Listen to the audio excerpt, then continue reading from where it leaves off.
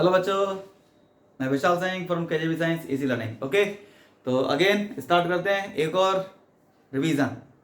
ठीक है, चलिए क्वेश्चन से स्टार्ट करते हैं, सीधे सीधे बात बाद में करेंगे। ये है क्वेश्चन, फर्स्ट क्वेश्चन। ओके बच्चों, तो this is the first question जो आपके सामने है। इसमें लिखा है the pair of equation x equal to a y equal to b graphically represent the lines which are parallel intersecting at ba coincident intersecting at ab। ये question जल्दबाजी के चक्कर में हमेशा गलत होता है। इसको थोड़ा तसल्ली से रोकिए और ध्यान से सुनिए। क्या क्वेश्चन है ये, आप इसका ग्राफ बनाना जरा। आप इसका ग्राफ बनाइए। x इक्वल टू a कैसी लाइन होगी, x ये x एक्सिस है आपका, x डैश, और ये आपका y एक्सिस है ना। तो जरा मुझे बताइए ये वाली लाइनें कैसे बनेंगी। x इक्वल टू a का मतलब कितना होता है, x इक्वल टू a ये एक लाइन होती है जो y एक्सिस के पैरेलल होती है, ये तो बनेगी। y इक्वल टू b क्या होगा, y इक्वल टू b ये एक लाइन होगी जो x एक्सिस के पैरेलल बनेगी। आ गया कि नहीं आ गया, दोनों इस जगह पे इंटरसेक्ट कर रहे हैं। बना के देख लिया करिए, बना के, कोई टाइम नहीं लगता। अरे एमसीक्यू का क्वेश्चन कर रहे हैं, एक नंबर का क्वेश्चन है, उस एक नंबर क्वेश्चन के लिए आप 15 सेकंड 20 सेकंड दे सकते हैं। सारे क्वेश्चन तो, बहुत सारे क्वेश्चन तो डायरेक्ट टेक मार पा रहे होंगे। एवरेज निकालेंगे पूरे पूरे 20 क्वेश्चन का तो मुश्किल से 15 सेकंड का निकलेगा। ठीक है ना। तो अब ध्यान से देखना जरा कितना निकलेगा इस पे। x तो यहां से यहां तक का डिस्टेंस, कॉमा y यहां से यहां तक का डिस्टेंस, तो यहां से तक का डिस्टेंस कितना था बताइए। इस वाले डिस्टेंस के बराबर होगा a और y वाला b, यानी कि this is the right answer. सबको समझ में आ गया नहीं आ गया, a कॉमा b पर इंटरसेक्ट करेंगे। नेक्स्ट क्वेश्चन ये है आपके सामने, देखो जरा। Pair of equation y equal to 0 and y equal to -7 has one solution. One solution का मतलब यूनिक सॉल्यूशन होता है। यूनिक सॉल्यूशन होगा या टू सॉल्यूशन होगा या इनफाइनाइट सॉल्यूशन होगा या फिर नो सॉल्यूशन होगा। ग्राफिकली है ना, इसका जरा ग्राफ ड्रॉ करके देखो। इसका जरा ग्राफ ड्रॉ करना बच्चों। y equal to 0, y equal to -7 कहां पे होता है। y इक्वल टू 0 आपने पढ़ा था, कोऑर्डिनेट ज्योमेट्री में मैंने लिखवाया था। y इक्वल टू 0 का मतलब x एक्सिस, यानी कि दिस इज द लाइन, यही लाइन होती है, ये x एक्सिस है ना, x डैश, इसी को कहते हैं y इक्वल टू 0, क्योंकि y इक्वल टू 0 ही x एक्सिस की इक्वेशन होती है, आपको मैंने लिखवाया था, है ना। और y इक्वल टू -7 वो नीचे -7 करके यहां पे बनेगी y इक्वल टू -7। अरे बोलो, अरे ये तो पैरेलल है, हो पैरेलल है तो नो सॉल्यूशन होगा। नो सॉल्यूशन का मतलब ये वाला आंसर सही होगा। हम गलती से कुछ ना कुछ उल्टा सीधा आंसर लगा के आ जाते हैं। याद रखिए ये सारे के सारे क्वेश्चन गलती से गलत होते हैं। हमें आते सब हैं, इसलिए प्यार से करिए, ध्यान से करिए, आराम से करिए। ओके बच्चों। नेक्स्ट क्वेश्चन ये है बच्चों हमारे पास, इसमें ये लिखा हुआ है one equation of pair of dependent linear equation is this, the second equation is, चारों में से कौन सी होगी। अब बहुत सारे बच्चे कंफ्यूज जाएंगे सर डिपेंडेंट क्या होता है। हमने तो unique solution, no solution, infinite solution लिखा था, नाम चेंज कर दिया। कोइंसिडेंट बोल दे, इनफाइनाइट बोल दे, मैनी सॉल्यूशन बोल दे, डिपेंडेंट बोल दे, सबका मतलब एक ही है। मतलब ये इनफाइनाइट सॉल्यूशन की बात कर रहा है। डिपेंडेंट का मतलब क्या बताओ, डिपेंडेंट का मतलब क्या, इस पूरे के पूरे डिपेंडेंट वर्ड का मतलब क्या है, इनफाइनाइट सॉल्यूशन की कंडीशन लगानी है। समझ में आ गया कि नहीं आ गया। तो a1/a2, b1/b2, c1/c2 चेक कर लो किसका एक जैसा आ रहा है ना। तो किसके साथ आ रहा है बताइए। इन दोनों चेक करो जरा, माइनस का 1/2, इन दोनों चेक करो, -1/2, इन दोनों चेक करो, -1/2। This is the answer. आ गया कि नहीं आ गया, सबका आंसर सेम आ रहा है ना, -1/2 आ रहा है ना। Distance of the point 2,3 from x axis, x axis से इसका डिस्टेंस कितना होता है। इजी क्वेश्चन है, टफ नहीं है ना। मैं आपसे बार बार बोलता हूं जल्दी के चक्कर में गलती ना हो जाए, इसलिए 1 मिनट लगती है बस। इस पॉइंट को जरा ग्राफ पे डाल के देखना, x का डिस्टेंस 2 और y का डिस्टेंस 3, ये यहां पर होगा 2,3। ये वाला डिस्टेंस कितना होगा 2, ये वाला डिस्टेंस कितना होगा 3। उसने पूछा है distance from x axis. x axis ये लाइन होती है, इस पॉइंट का x एक्सिस से डिस्टेंस कितना है, यानी कि ये वाला डिस्टेंस कितना है 3 है। आ गया कि नहीं आ गया, तो this is the right answer. अगर बाई चांस आपसे पूछता कि इस पॉइंट का y एक्सिस से कितना डिस्टेंस है, तो देखिए जरा, पॉइंट जरा और y एक्सिस जरा, यानी कि ये वाली लेंथ और ये वाली लेंथ हमेशा इस वाली के बराबर होती, तो हमारा आंसर 2 होता, ये वाला आंसर होता कि नहीं होता। तो इसलिए इनको चेक करके ध्यान से लिखा करिए। जरा सा दिमाग चूका, जरा सा दिमाग हटा, तुरंत क्वेश्चन गलत हो जाता है। ओके बच्चों, ध्यान से करिए। आगे वाला क्वेश्चन ये है, ये कह रहा है कि line this divide the line joining the point this and this in ratio. इन दोनों पॉइंट को ज्वाइन करके जो लाइन बनती है वो इस लाइन से किस रेशियो में कट गई, आ गया कि नहीं आ गया। तो आपको ये पता लगाना है किस रेशियो में काट रहे हो। तो देखिए ये थोड़ा सा कैलकुलेशन वाला क्वेश्चन है, इसमें थोड़ा सा टाइम लगेगा, है ना। मैंने क्या बोला, 15-20 सेकंड का एवरेज आएगा। कुछ क्वेश्चन पे हम डायरेक्ट टिक मार देते हैं, सोचने की जरूरत ही नहीं है। कुछ क्वेश्चन में 30 सेकंड, 40 सेकंड या 1 मिनट भी लग सकता है। 1 मिनट वैसे नहीं लगता ज्यादातर, लेकिन तब भी मान लीजिए, है ना। तो line this divides the joining this and this. तो एक पॉइंट था ये, इसे ए मान लीजिए 1,3। एक पॉइंट था बी, इसे मान लीजिए 2,7। ये एक लाइन थी, इसकी इक्वेशन हमें क्वेश्चन में दे रखी है, कितनी दे रखी है, 3x + y - 9 = 0। इस लाइन ने इसे काटा, किस रेशियो में काटा पता नहीं है ना। मान लीजिए x किस में काटा, k/1 में काटा। किस रेशियो में काटा बोलो, k/1 में काटा। तो ये x1 y1 हो गया, ये x2 y2 हो गया, और जो रेशियो होता है वो m और n होता है ना। तो इस पॉइंट के कोऑर्डिनेट क्या होंगे, x, y, है ना। तो let point of intersection is x, y। Let p x, y is the point of intersection. तो क्या आंसर आएगा बताइए, x की वैल्यू कैसे निकलती है, mx2 nx1/m+n। और y की वैल्यू कैसे निकलती है बताइए, y की वैल्यू निकलती है my2 ny1/m+n। फटाफट से बताइए कितना आएगा आंसर इसका, एक्स वाई की वैल्यू कितनी, m कितना था k, x2 कितना था 2 प्लस n कितना था 1, और x1 कितना था ये भी 1, m+n कितना हो गया k+1। और y की वैल्यू कितनी निकली बताओ, m/2। m यानी कि k y2 का मतलब 7 प्लस n y1 का मतलब 3/m+n का मतलब k+1। तो इसको क्या लिख सकते हैं बताइए, यानी कि p पॉइंट के जो कोऑर्डिनेट हो गए x, y वो क्या बनेंगे 2k+1 अपॉन k+1। इधर क्या बनेगा 7k+3 अपॉन k+1। लेकिन ये p वाला पॉइंट है इस वाली लाइन के ऊपर रखा हुआ है, लेकिन इस वाली के ऊपर भी तो रखा हुआ है, तो दोनों का कॉमन पॉइंट हुआ ना, कॉमन पॉइंट हुआ ना। तो यानी कि ये वाली वैल्यू इस लाइन में पुट कर सकते हैं। तो इसका मतलब हमारे पास लाइन की इक्वेशन कितनी थी बोलो, 3x + y - 9 = 0। तो आप = 9 लिख दो, और 3x की वैल्यू लिख दो कितनी, 2k+1 अपॉन k+1, k+1, और प्लस y की वैल्यू लिख दो कितनी 7k+3 अपॉन k+1 = कितना बच्चों 9। आगे कि नहीं, इसको सॉल्व कर लो, इसको सॉल्व कर लो। इसको सॉल्व करके आपकी जो k की वैल्यू आएगी, जो k आएगा वही रेशियो होगा। इतना सॉल्व करना तो आपको आता है ना, सॉल्व कर लेना इसको। बढ़ते हैं नेक्स्ट क्वेश्चन की तरफ, है ना। ये क्वेश्चन देखो जरा, दिख रहा है ना सबको। Find the distance between the points this and this. इन दोनों पॉइंट्स के बीच का डिस्टेंस निकालना है, मतलब सिंपल डिस्टेंस फॉर्मूला लगाना है ना। तो मान लीजिए this is x1 y1, x1 और y1, और this is x2 y2, this is x2 और दिस इज y2। आ गया कि नहीं आ गया बताइए।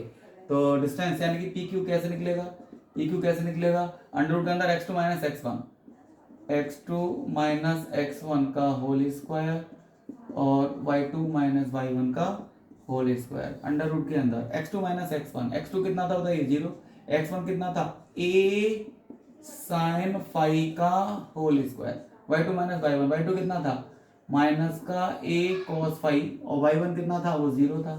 इसका होल स्क्वायर करो तो अंडर रूट के अंदर कितना हुआ, इसका स्क्वायर कर देंगे तो a² sin² phi हो गया, इसका स्क्वायर कर देंगे तो a² और ये cos² phi हो गया कि नहीं हो गया, है ना। तो इसे क्या लिख सकते हैं बताइए, अंडर रूट के अंदर a² को कॉमन ले लो तो sin² phi और ये cos² phi। लेकिन sin² phi पे cos² पे 1 होता है, तो अंडर रूट के अंदर a² ही तो रह गया, और a² का मतलब a और a का मतलब d। This is the right answer. आ गया कि नहीं आ गया बताइए, ठीक है ना बच्चों। ध्यान से किया करिए, गलती नहीं होनी चाहिए बस। अब जरा ये वाला देखो, है ना। 4 vertex of parallelogram in order are this. Parallelogram है ये, तो ऐसे मान लो, है ना। तो a वाला कितना था -3 -1, b वाला कितना था a, b, c वाला कितना था 3, और ये d वाला कितना था 4, 3। आ गया कि नहीं आ गया। तो आपको a to b निकालना है, a का b का रेशियो निकालना है। ए बी का रेशियो कैसे निकालेंगे, बहुत ईजी बात है, ए की बी की वैल्यू निकाल लो फिर उनका रेशियो निकाल देना। समझ आ गया कि नहीं आगे बताइए, पहले आप ए की बी की वैल्यू निकाल लो फिर उनका रेशियो निकाल देना। सबको आगे कि नहीं आगे बताइए, पक्का समझ में आ रहा है ना। तो कैसे करेंगे, प्रॉपर्टी आपने पढ़ी थी, प्रॉपर्टी पढ़ी थी ना, क्या प्रॉपर्टी पढ़ी थी बताओ, हमने प्रॉपर्टी पढ़ी थी, क्या पढ़ी थी कि पैरेललोग्राम के डायगोनल एक दूसरे को बाइसेक्ट करते हैं, डायगोनल्स और पैरेललोग्राम बाइसेक्ट्स ईच अदर। तो इसका मतलब ये हुआ कि mid point of A C is equal to mid point of B D. Property लिख देना जो मैंने बोली, क्या बोलिए, diagonals of parallelogram bisect each other, है ना, वो लिख लेना। तो mid point of A C निकालेंगे, कितना निकलेगा, ए सी का mid point -3 + 3/2 -1 + 3/2 equals to B D का मिड पॉइंट निकालो, 4 + a/2 3 + b/2। तो ये तो 0 हो गया, ये 1 आ जाएगा, ये आ जाएगा 4 + a/2, ये हो जाएगा 3 + b/2। आ गया कि नहीं आ गया। अब इनको सॉल्व कर लो। तो पहला वाला पहले वाले के बराबर, 4 + a/2 इज इक्वल टू 0, तो a इज इक्वल टू कितना निकलेगा बताओ, -4। अरे बोलो, और इसमें सॉल्व करो जरा, कितना 3 + b/2 इज इक्वल टू 1, तो ये 2, तो ये -1 निकलेगा। तो a/b कितना हुआ, -4/-1 दैट इज 4/1, 4/1 का मतलब b। आगे कि नहीं आगे बताइए, समझ में आगे कि नहीं आगे बताइए, ठीक है ना। तो इसी टाइप से करते जाने सारे क्वेश्चंस। आगे वाला ये क्वेश्चन, अब देखिए मैंने बोला ना कुछ क्वेश्चन तो केवल डायरेक्ट टिक मारने के लिए होते हैं, जैसे कि ये क्वेश्चन है, इसमें आपको पेन नहीं चलाना, केवल टिक मारना है। अब टिक कैसे मारेंगे, तो इसमें लिखा है shuttlecock use playing in badminton has the shape of combination of cylinder और स्फीयर का, या स्फीयर के साथ कोन का, सिलेंडर के साथ हेमीस्फीयर का, या फिर फ्रस्ट्रम के साथ हेमीस्फीयर का, फ्रस्ट्रम ऑफ कोन और हेमीस्फीयर का, है ना। तो फ्रस्ट्रम की शेप आप जानते हैं, ये पूरा की पूरा कोन होता है हमारा, ऐसे करके कोन होता है ना। अगर हम किसी चीज से इसको बीच में से काट दें और दोनों पार्ट अलग अलग कर दें, तो एक तो ये पार्ट अलग हो गया, ये बाल्टी जैसा दिखेगा, है ना, और एक नीचे का पार्ट अलग हो गया, ये कोन जैसा दिखेगा। तो ये तो स्मॉलर कोन कहलाता है, क्या कहलाता है, स्मॉलर कोन, ये फ्रस्ट्रम कहलाता है। यानी कि जो सिलेंडर होता है ना, सिलेंडर में ऊपर का नीचे का बेस एक जैसे होते हैं, लेकिन अगर ऊपर का बेस बड़ा नीचे का छोटा, या नीचे का बड़ा ऊपर का छोटा हो जाए, मतलब दोनों अलग अलग साइज के बेस हो जाएं, तो फिर वो सिलेंडर नहीं कहलाएगा, वो फिर फ्रस्ट्रम कहलाएगा। आ गया कि नहीं आ गया। तो शटलकॉक क्या होती है, शटलकॉक कैसे होती है, बच्चों की बैडमिंटन खेलने के कॉक ऐसी तो होता है। तो ऊपर तो ये फ्रस्ट्रम है, नीचे का बेस छोटा है, ऊपर का बेस बड़ा है ना, और नीचे एक हेमिस्फीयर चिपका होता है इस पे, ऐसी तो होती है, ऐसी तो होती है शटलकॉक, ऐसी तो होती है शटलकॉक, होती है कि नहीं होती है। तो हेमिस्फीयर और फ्रस्ट्रम, यानी कि this is the right answer. आ गया कि नहीं आ गया। इसमें पेन नहीं चलाना था, इसमें केवल डायरेक्ट टिक मारना था। आ गया। आगे वाले क्वेश्चन ये है, एमसीक्यूज तो इतने कर लिए, है ना, और क्वेश्चन मैं आपको प्रैक्टिस के लिए दे दूंगा, वो करना। ये सॉल्व करने के लिए आपके पास इसमें लिखा हुआ है, क्योंकि सारे क्वेश्चन केवल एमसीक्यूज थोड़े होंगे, उसमें 2 नंबर के, 3 नंबर के, 5 नंबर के क्वेश्चन भी होंगे, है ना। तो सॉल्व करने वाले क्वेश्चन की प्रैक्टिस भी करिए। A and B are real, A not equals to B, then show that the roots of the equation this are real and distinct। आपको ये प्रूव करना है कि इस इक्वेशन के जो रूट्स हैं वो रियल और अनइक्वल हैं। डिस्टिंक्ट या अनइक्वल एक ही बात होती है, ठीक है कि नहीं, ठीक है। तो ये कैसे प्रूव करेंगे इसके रूट्स रियल और अनइक्वल है भाई, बहुत ईजी बात है। रियल और अनइक्वल की कंडीशन क्या होती है, हम डी निकालेंगे डिस्क्रिमिनेंट, है ना, वो ग्रेटर देन 0 आना चाहिए, पॉजिटिव आना चाहिए, तभी तो रियल और डिस्टिंक्ट रूट होंगे। तो निकाल के देखते हैं जरा डी कितना निकलेगा। डी का फॉर्मूला होता है b² - 4ac। b का मतलब ये टर्म, ये तो पूरा b होता है, यानी कि 5 और a + b का होल स्क्वायर, -4 इंटू a का मतलब a - b, इंटू b का मतलब ये -2a - b। तो चेक करना जरा कितना आ रहा है, 5 का स्क्वायर तो 25 हो गया, है ना, 25 a + b का होल स्क्वायर, ये माइनस और ये माइनस प्लस, 4 2 8 और a - b का होल स्क्वायर। अब ध्यान से देखना, होल स्क्वायर कभी नेगेटिव नहीं होता, पक्का पॉजिटिव आंसर आएगा। होल स्क्वायर कभी नेगेटिव नहीं होता, पक्का पॉजिटिव आंसर आएगा। अंदर माइनस की वैल्यू लिख रही है या प्लस की लिख रही है, वो कोई प्रॉब्लम नहीं है। होल स्क्वायर करेंगे तो प्लस का आंसर आएगा, तो यानी कि ये भी पॉजिटिव आंसर है और ये भी पॉजिटिव आंसर है, बीच में भी प्लस का साइन लगा हुआ है, तो यानी कि दो पॉजिटिव वैल्यूज को जब ऐड करेंगे तो आंसर भी तो पॉजिटिव ही आएगा, यानी कि ये पूरा की पूरा पॉजिटिव है। पॉजिटिव है मतलब डी ग्रेटर देन 0 है, यानी कि roots are real and unequal, roots are real and distinct. सबको समझ में आ रहा है कि नहीं यार? बताइए रूट्स कैसे हैं बच्चों? रियल और डिस्टिंक्ट है। सबको समझ में दिख रहा है ये क्वेश्चन सारे बच्चों को? सारे बच्चों को ये क्वेश्चन दिख रहा है कि नहीं दिख रहा है ना? आपको ध्यान होगा आपने क्वेश्चन किया था एनसीईआरटी में, कॉपी में भी हो रहा है, कोऑर्डिनेट ज्योमेट्री में क्वेश्चन था AP = 3/7 AB ऐसा लिखा हुआ था, है ना? तो हमने उसमें ब्रेक कर करके रेशियो निकाला था, रेशियो सही फॉर्म में नहीं दिया हुआ था, बिल्कुल सेम क्वेश्चन है बट उसने वैल्यूज चेंज कर दिया, 2/5 लिख दिया है। बोर्ड के पेपर में यही होता है, वो केवल वैल्यूज चेंज करेगा या फिर वो क्वेश्चन देगा जो आपके पास एनसीईआरटी में या आपकी कॉपी में लिखा हुआ है। ज्यादा से ज्यादा क्या करेगा, जैसे इसमें हुआ है, केवल वैल्यू चेंज करेगा बस और कुछ नहीं करेगा। ओके, आ गया कि नहीं आ गया? तो फिलहाल इस क्वेश्चन को कैसे करेंगे बताइए। मान लीजिए यहाँ पर एक पॉइंट है ए, कोऑर्डिनेट है इसके 1,2, यहाँ पर एक पॉइंट है बी, कोऑर्डिनेट है इसके 6,7। आ गया कि नहीं आ गया? अरे बोलो, बीच में एक पॉइंट था पी, आ गया कि नहीं आ गया? जो किस रेशियो में काट रहा है? AP = 2/5 AB। लेकिन हमें रेशियो चाहिए होता है किस फॉर्म में? किस फॉर्म में रेशियो चाहिए होता है बताओ? AP/PB की फॉर्म में, इसी फॉर्म में रेशियो चाहिए होता है ना। तो AP/PB की फॉर्म में इसको चेंज करिए पहले। कैसे चेंज करेंगे देखिए जरा। तो मैंने क्रॉस मल्टीप्लाई कर दिया, इस 5 को तो इधर भेज दो, कितना हो जाएगा? 5AP = 2AB। तो 5AP = 2AB को क्या लिखेंगे? AP + PB। तो ये हो जाएगा 5AP = 2AP + 3BP हो जाएगा। इसको उठा के इधर भेज दीजिए, 3AP बचेगा, 3AP बचेगा और ये 3PB हो गया। वेरी नाइस, देखो जरा, है ना? आ गया कि नहीं आ गया? तो यानी कि AP = PB हो गया, AP = PB हो गया। इसका मतलब ये तो मिड पॉइंट है, इसका मतलब ये मिड पॉइंट है, क्योंकि AP/PB करेंगे तो 1/1 आएगा। अरे इसको चाहे तो हम ऐसे भी तो लिख सकते हैं, AP/PB = 1/1, यानी कि ये 1:1 का रेशियो है, यानी कि ये इसका मिड पॉइंट है। अब या तो 1:1 का मतलब मिड पॉइंट होता है। अब या तो आप इसका मिड पॉइंट का फॉर्मूला लगा के आंसर निकालो, है ना? या तो इसका मिड पॉइंट लगा के फॉर्मूला लगा लो, और या फिर सेक्शन फॉर्मूला लगाना है और MX2 NX1 वाला तो वो लगा लो। रेशियो आपके पास है ही है, पॉइंट आपके पास है, P पॉइंट की कोऑर्डिनेट आ जाएंगे। आ गया कि नहीं आ गया? ठीक है ना? चलिए बढ़ते हैं नेक्स्ट क्वेश्चन की तरफ। नेक्स्ट क्वेश्चन ये है आपके पास वॉल्यूम एंड सरफेस एरिया से बच्चों, ठीक है ना? तो वॉल्यूम एंड सरफेस एरिया से ये क्वेश्चन है और इस क्वेश्चन में लिखा हुआ है a cylindrical tank is 21 metre in diameter, water is passed into it at 420 litre per minute, find rise in level of water in tank per hour. यानी कि एक घंटे में कितना सारा वाटर लेवल उसका राइज हो जाएगा, ठीक है ना? तो कैसे करेंगे? मान लीजिए आपका सिलेंड्रिकल टैंक है ना? सिलेंड्रिकल टैंक कैसे बनता है? ऐसे, मान लीजिए this is the cylindrical tank. समझ आ रहा है? समझ आ रहा है? सिलेंड्रिकल टैंक हो गया, है ना? तो अब इसका डायमीटर कितना था? 21 मीटर। तो रेडियस कितनी हो गई? 21/2 मीटर की रेडियस हो गई। आ गया कि नहीं आ गया?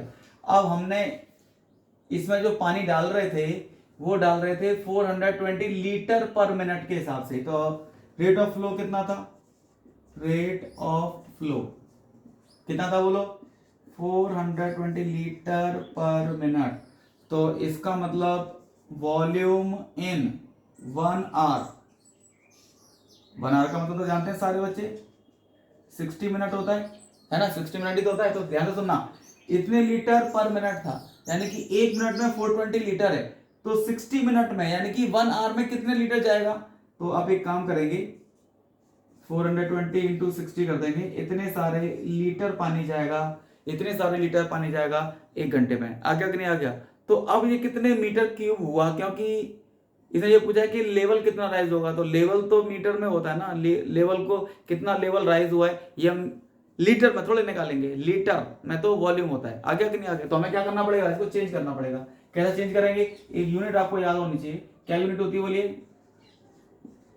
1000 litre is equal to 1 centimetre cube. तो इतना लीटर का मतलब कितना हुआ, this implies that 420 into 60 litre का मतलब कितना हुआ, अरे 5 ऑरेंज 20 रुपए के हैं, 3 ऑरेंज कितने के आएंगे, तो पहले 5 का डिवाइड करके आप 1 ऑरेंज की कॉस्ट निकालेंगे, उसके बाद 3 का मल्टीप्लाई करेंगे, ऐसे तो करेंगे। तो ऐसे ही 1000 लीटर का मतलब 1 मीटर क्यूब होता है, तो 1 लीटर का मतलब कितना हुआ 1/1000। तो इतने लीटर का मतलब कितना हुआ, अब इसका तो मल्टीप्लाई कर दो, तो 420 इंटू 60, 2 जीरो तो वैसे ही गायब कर दो आप, है ना, 2 से काटिए 3 टाइम्स और 2 से काटिए 5 टाइम्स, तो ये आ जाएगा कितना, तो ऊपर बचेगा 42 इंटू 3 और नीचे बचेगा 5, इतने सारे मीटर क्यूब। आ गया कि नहीं आ गया, यानी कि हमने 1 घंटे में इतना सारा पानी इसके अंदर डाल दिया है।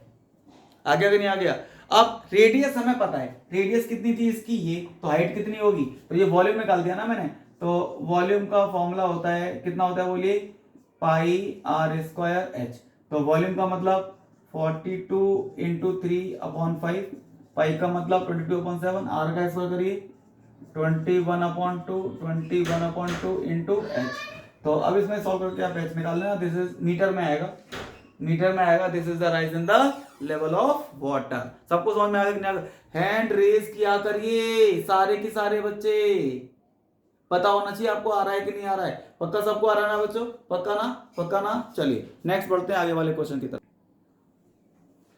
Volume and surface area question कर रहे हैं हम अभी, है ना। वॉल्यूम एंड सरफेस एरिया क्या लिखा है इसमें बताइए जरा। इसमें लिखा है sphere of radius 5 centimetre is drop into a cylindrical vessel partly filled with water. मतलब एक छोटा सा स्पेयर था, हमने उसको एक सिलेंडर के अंदर डाल दिया, बट वो पार्टली फिल्ड था विद वाटर, मतलब उसमें पहले से थोड़ा सा पानी भरा हुआ है। आ गया कि नहीं आ गया, थोड़ा सा पानी भरा हुआ है और उसी के अंदर हमने क्या किया, एक स्पेयर डाल दिया, है ना। The diameter of the base of the vessel is 20 centimetre.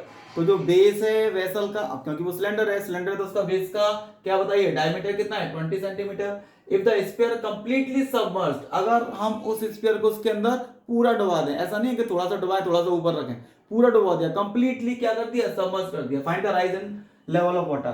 तो पानी का लेवल कितना ज्यादा ऊंचा हो जाएगा, तो देखिए जरा, मान लीजिए this is the cylindrical vessel, आ गया कि नहीं आ गया। ये पहले थोड़ा सा पानी से भरा हुआ था, इतना भरा हुआ मान लो, चलो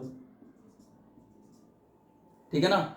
हमने क्या किया, इसमें एक 5 सेंटी, इसका डायमीटर लिखिए पहले, इसका मेजरमेंट कितना था, डायमीटर कितना था 20 सेंटीमीटर, 20 सेंटीमीटर ये डायमीटर हो गया। आ गया कि नहीं आ गया, है ना। ये पहले इसमें इतना सारा पानी भरा हुआ है यहां तक। अब हमने क्या किया, इसमें एक बॉल डाल दी, इसमें एक बॉल डाल दी ऐसे करके,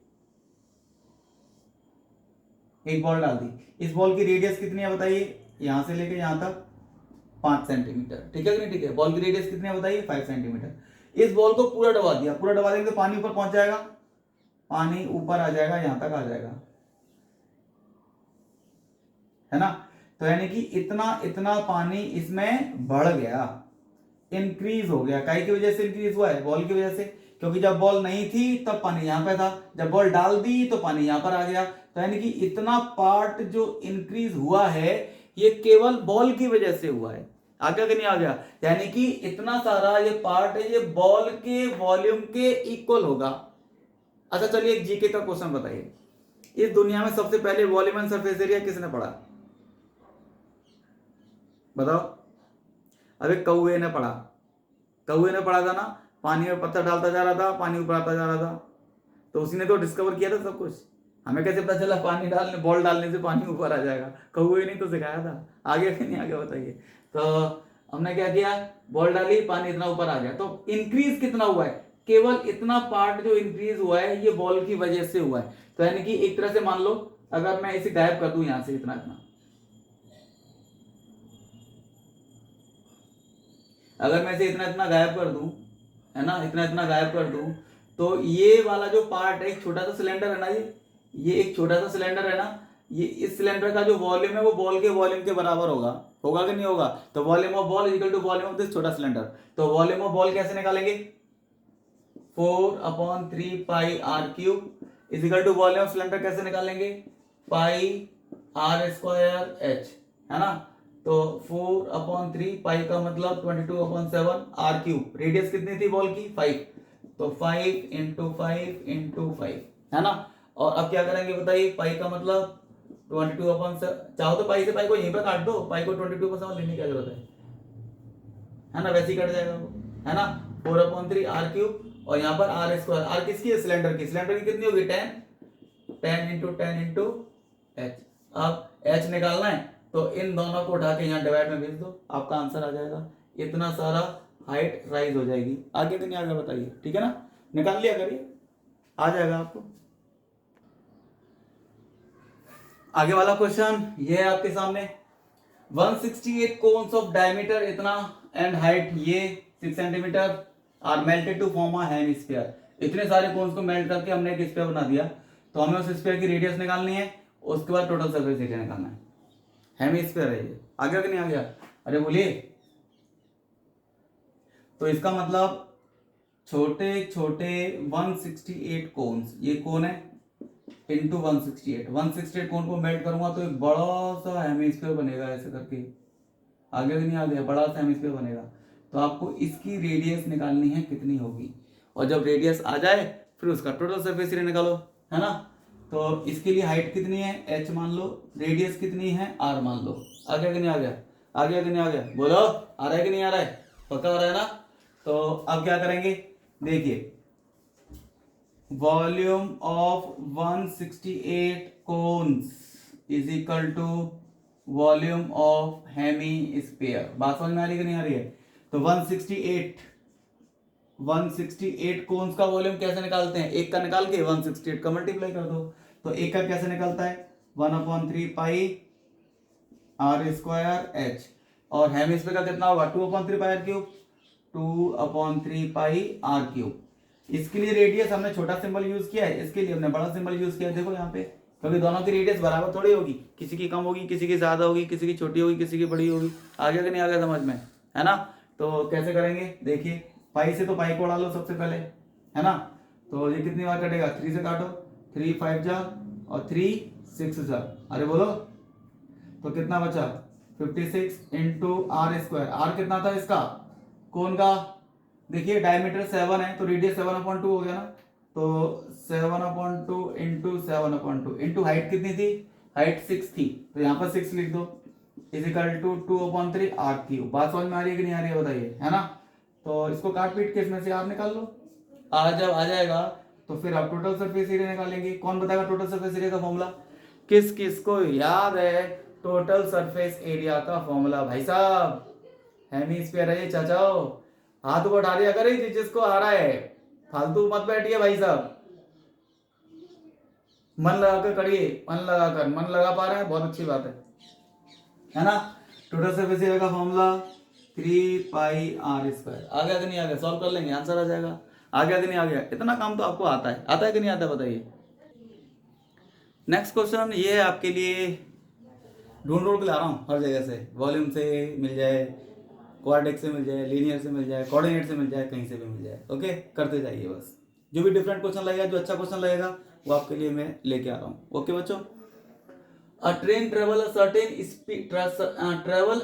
certain speed for a distance of 63 kilometre. एक कोई ट्रेन है, उसकी कुछ पर्टिकुलर स्पीड होगी, हमें नहीं पता, लेकिन उसने 63 किलोमीटर का डिस्टेंस कवर किया, okay. Then travel a distance of 72 kilometre, उसके बाद उसने 72 किलोमीटर का डिस्टेंस कवर किया at speed of 6 kilometre per hour more than its original speed. और उसकी जो स्पीड थी वो ओरिजिनल वाली से 6 किलोमीटर पर आवर ज्यादा थी। If it takes 3 hours to complete the total journey, अगर ये पूरी की पूरी जर्नी को कंप्लीट करने में उसको 3 आवर्स लगे हैं तो आपको उसकी ओरिजिनल स्पीड निकालनी है।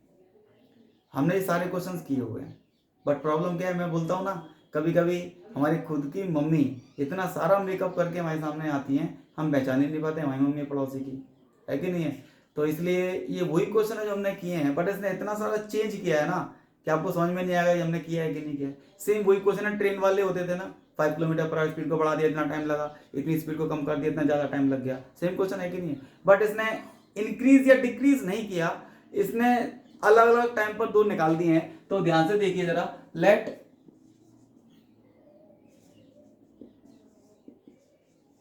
इसकी जो ओरिजिनल स्पीड है वो x किलोमीटर पर आवर है। कितने बोले बच्चों? x किलोमीटर पर आवर है ना। तो मुझे जरा ये बताइए, शुरुआत में इसने 63 किलोमीटर का डिस्टेंस कवर किया था ओरिजिनल स्पीड से, कितना टाइम लगा होगा? टाइम का फॉर्मूला सब जानते हैं, टाइम कितना लगा होगा? ये ओरिजिनल वाला टाइम है, याद रखिए। कौन सा टाइम है ये? ओरिजिनल। कितना होगा टाइम का formula? Distance upon speed. 63 kilometre का डिस्टेंस था और x इसकी स्पीड थी, तो इतने सारे आवर्स लग गए होंगे। आ गया कि नहीं आ गया? अब मुझे जरा ये बताइए, इसमें नेक्स्ट वाला जो डिस्टेंस है वो 72 किलोमीटर का है। आ गया कि नहीं आ गया? वो कितना टाइम लगा होगा? तो नेक्स्ट जो डिस्टेंस था वो था 72 किलोमीटर का, और जो स्पीड थी नेक्स्ट ड्यूरेशन में वो 6 kilometre per hour more then the original speed. Original वाली स्पीड से 6 किलोमीटर पर आवर ज्यादा।